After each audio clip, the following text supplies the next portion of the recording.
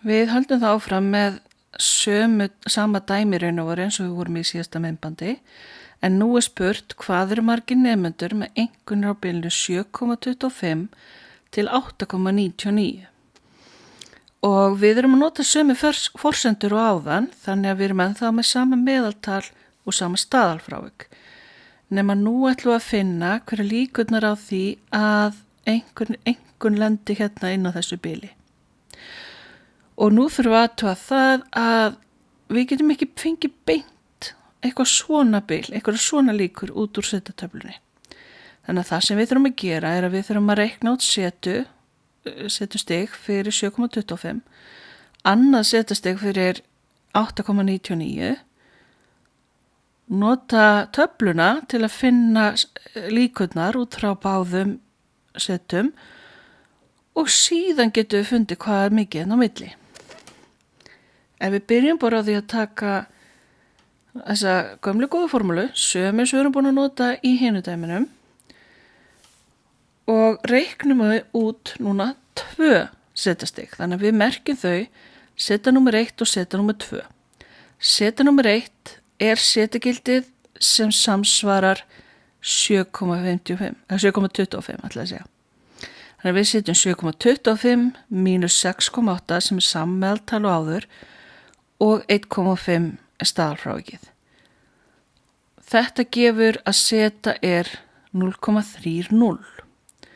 Ef við förum í seta töfluna og finnum töluna 0,30, það gefur taflan að líkurnar á því að seta sem minni en 0,30 er 0,6179.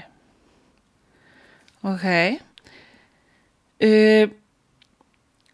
Við gerum það sama fyrir hitt gildið á x, þar að segja, við setjum það í setaformúluna, þannig að við segjum að seta 2 er 8,99 sem hitt gildið á x, mínus 6,8 þegar við erum að nota sama meðaltal, deilt með 1,5, sama staðalfrávik. Þetta gefur okkur 1,46. Við förum síðan með þessa tölu inn í setatöfluna og fáum 0,9279 og það eru líkurnar á því að seta sem minni heldur en 1,46. Svo púslum við svo öllu saman. Við ætlum að finna líkurnar á því að einkunnin x sé á þessu bili frá 7,25 til 8,99. Það er það sama eins og líkurnar á því að seta sé á bilinu 0,30 til 1,46. Ok, þannig að við tókum þessi gildi á x, við vörpum þeim hefur á gildi á setu. Nú, það er síðan almenna reglan hjá okkur að við getum sagt að sko, ef að P2 eru líkurnar á því að fá setu sem er minni en 1,46, þá eru að fá líkur sem að ná alveg frá efragildinu og alla leið niður úr. Öll gildi á setu sem er minni heldur en þessi 1,46 og samsvara því að fá líkurnar á því að einkunnin sé minni heldur en 8,99. Þessi hérna tala 0,6179, það eru líkurnar á því að einkunnin sé minni heldur en 7,25 sem er þá þetta hvítasvæði hérna. Og þá getum við hort á þenn svo að líkurnar á því að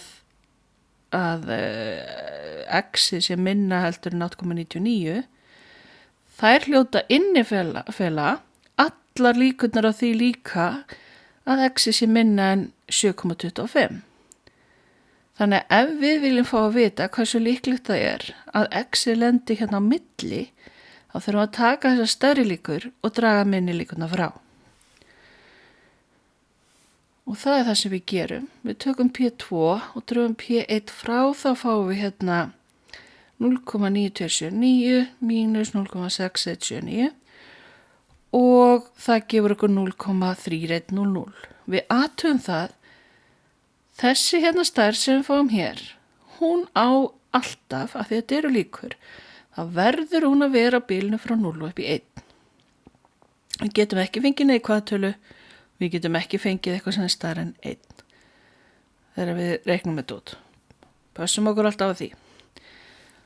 Og þá er síðasta skrefið okkar tiltölulega þægilegt. Við tökum líkurnar okkar 0,3100, margföldum við 13.000 og þá fáum við að 4.030 nemendur eru með einkunn á bilinu 7,25 til 8,99.